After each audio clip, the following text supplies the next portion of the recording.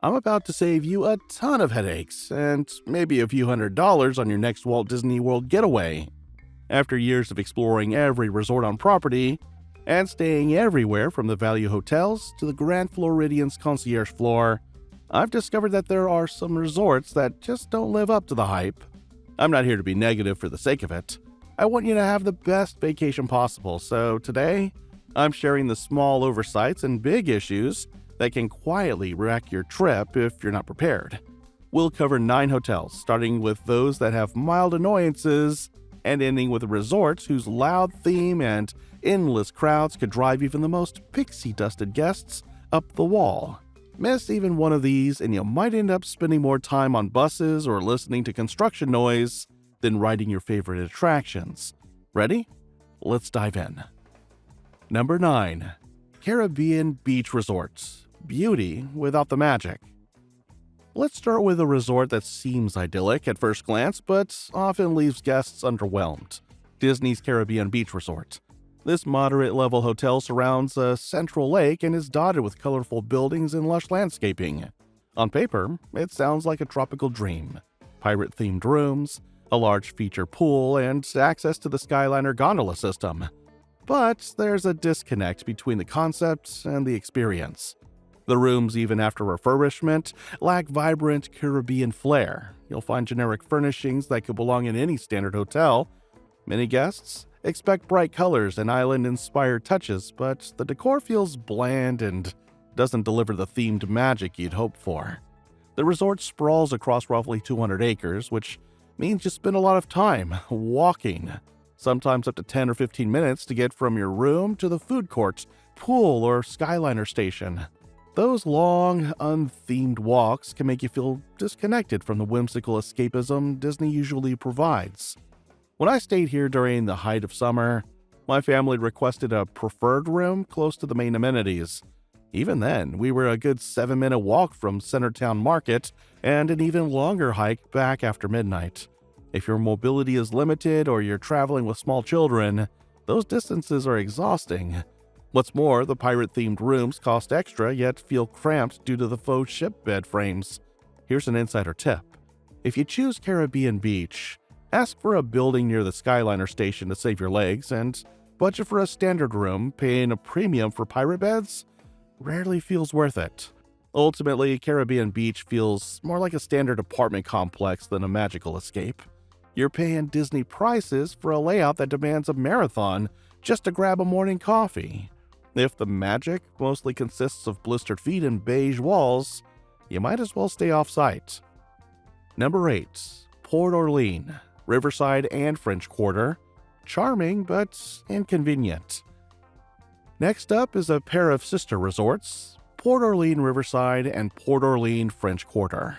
These hotels are beloved for their quaint New Orleans theming, cobblestone streets, wrought iron balconies, and even horse-drawn carriages. The atmosphere is genuinely charming, and French Quarter's beignets are legendary. Yet, transportation is where these resorts fall short. Because Disney considers Riverside and French Quarter sister resorts, they often share bus routes. This means buses make multiple stops before heading to the parks, increasing travel times. During peak periods, you may experience long waits and crowded buses. Boats connect Port Orleans to Disney Springs, which is wonderful for dinner or shopping, but those boats do nothing for park access. On my last trip, I timed our morning commute from Port Orleans Riverside to Magic Kingdom. By the time the bus looped through French Quarter, we had already spent 25 minutes on board, and we still hadn't left the resort area. If you're a rope drop devotee like me, arriving at the parks before opening, those delays cut into precious ride time. To minimize the inconvenience, plan to catch the very first bus of the day. Better yet, choose a resort with more robust transportation options if efficiency is a priority. Riverside's rooms are undergoing refurbishment from early May 2025 through August 2027, so you might hear construction during daytime hours. If you're noise sensitive, book elsewhere until the work is complete. The irony is that you're paying for a relaxed southern vibe, but you'll spend your entire morning stressing over a bus schedule.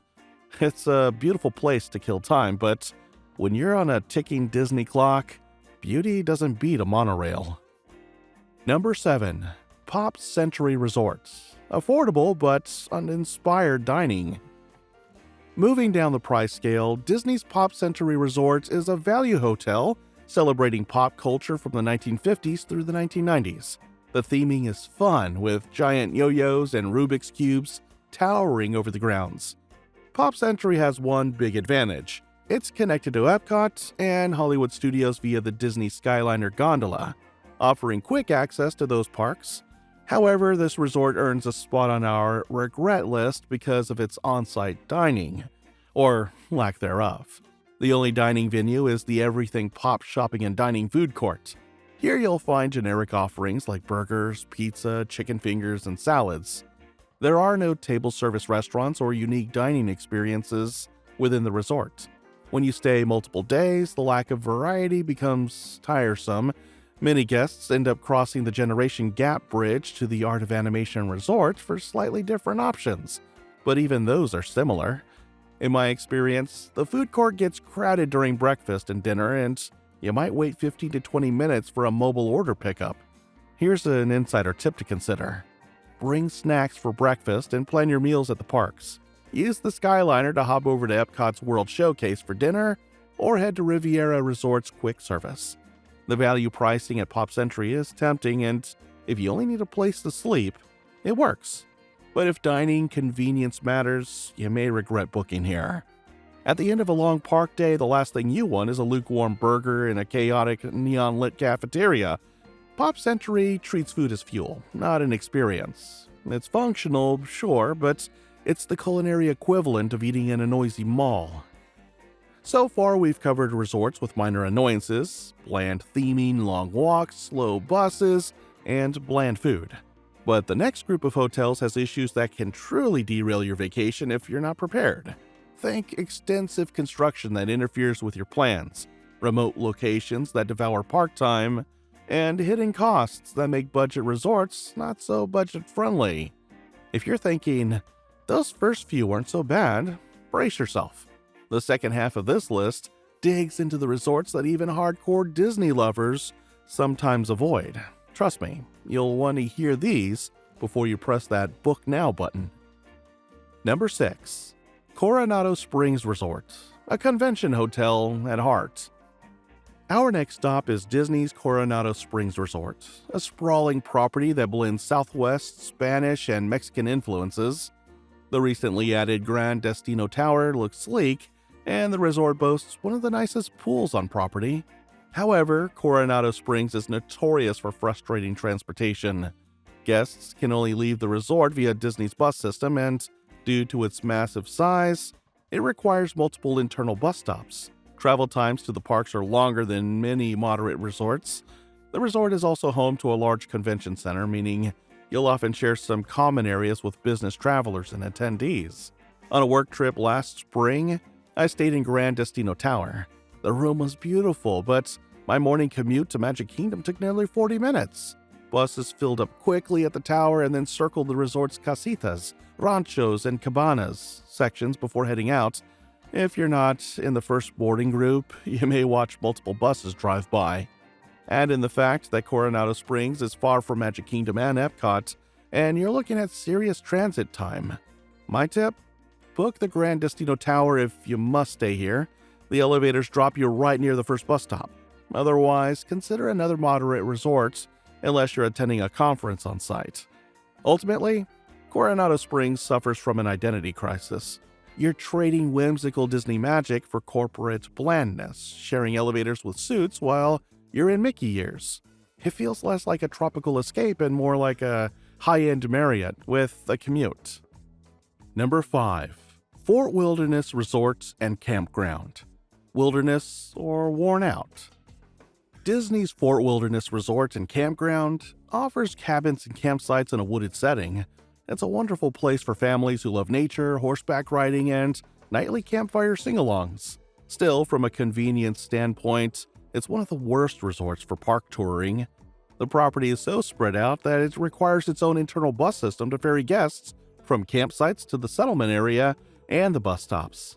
This internal loop adds extra time before you even board the park buses. which are the only form of transportation other than the boat to Magic Kingdom. If you plan to rope drop attractions, waking up earlier becomes mandatory. I grew up camping, so part of me loves Fort Wilderness, but as a vacationer with limited time, I find the multiple bus transfers frustrating.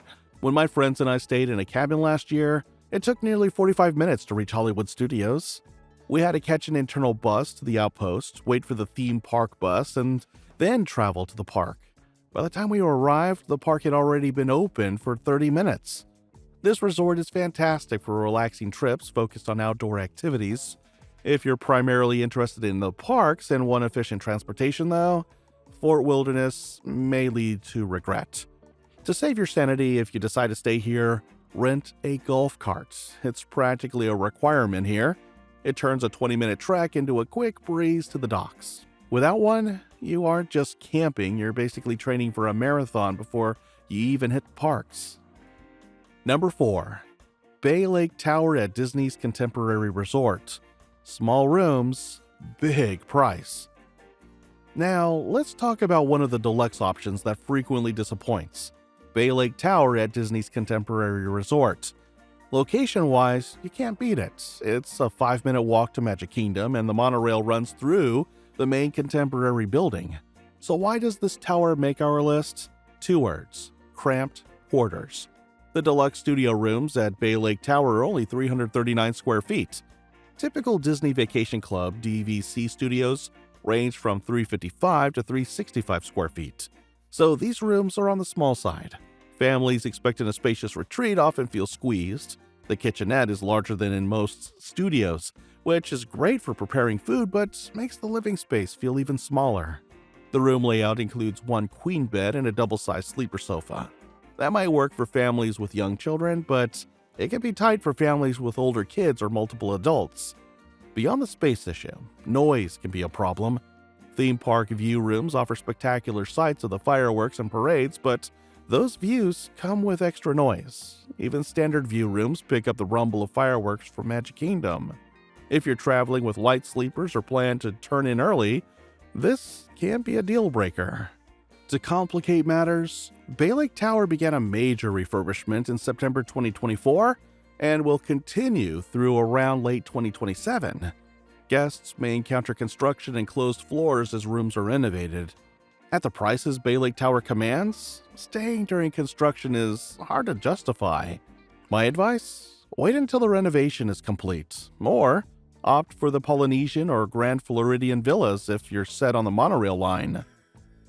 The stakes keep rising. We've covered resorts that suffer from bland decor, poor transportation, limited dining, and cramped quarters. Ready for some shockers?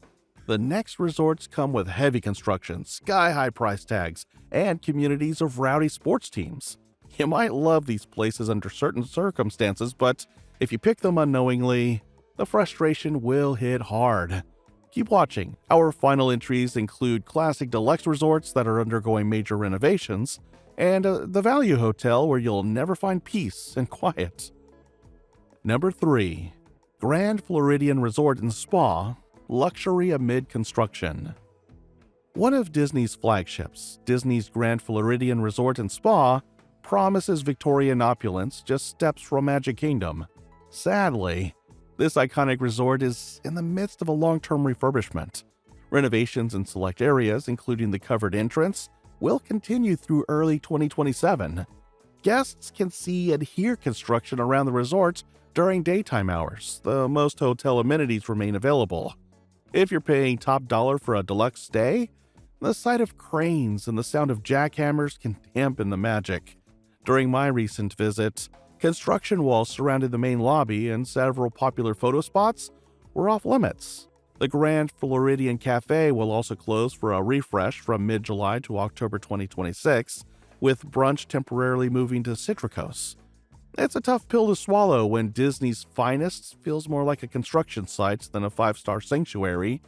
You're essentially paying a premium to navigate a maze of plywood and dust.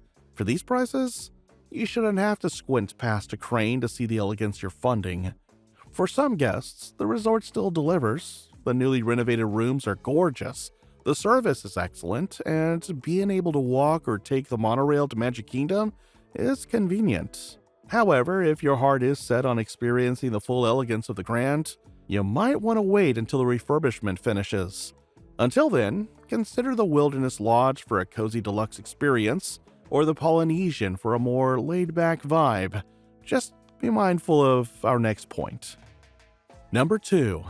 Polynesian Village Resorts. Tropical escape, tangled in construction.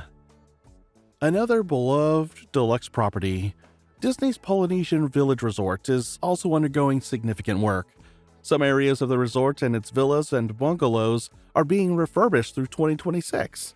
Guests may see and hear daytime construction beginning at 9 a.m., and some views of the parks and surrounding areas may be impacted. Additionally, the resort's front entrance roadway and bus area are being reconfigured, which can create logistical headaches and noise. The Polynesian still boasts one of the best pools on property, and the Tonga toast at Kona Cafe is divine. Yet, for the premium price, staying amid construction and limited views can feel disappointing.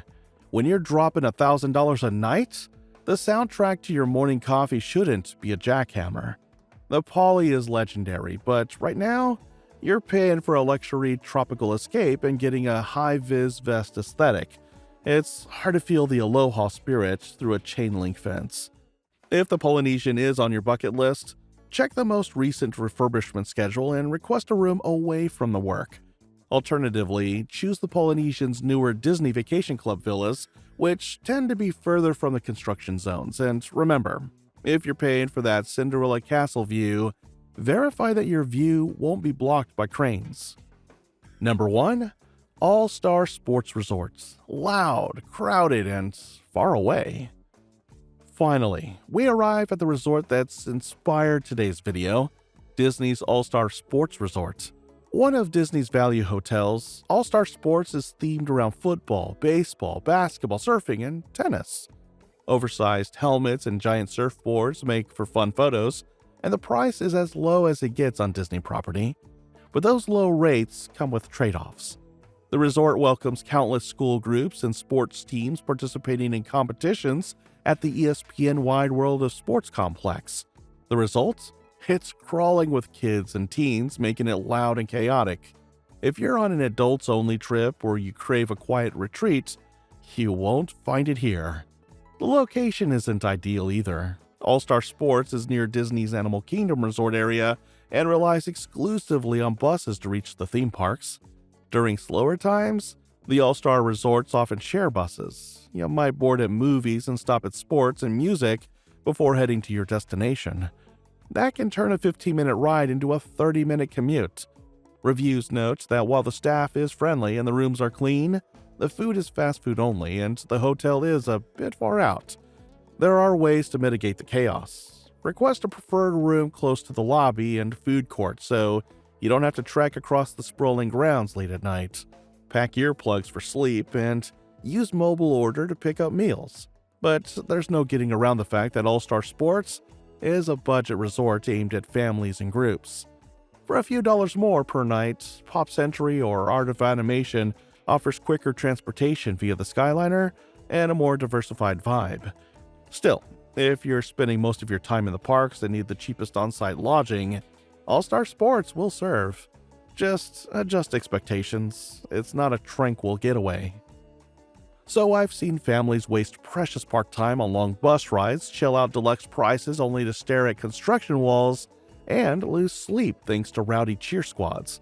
By knowing the pitfalls in advance, you can make better choices that suit your travel style. Remember, none of these hotels are inherently bad, they just might not match your expectations. Now, I want to hear from you. Have you ever stayed at one of these resorts? What was your experience like? Drop your stories and tips in the comments below. I love reading your adventures. If you found this video helpful, hit that like button and share it with a friend planning a Disney trip. And don't forget to subscribe for more insider guides and fun park history deep dives. Your support helps me bring you more magic every week. And finally, check out the next video on the screen right now. Your adventure is just beginning.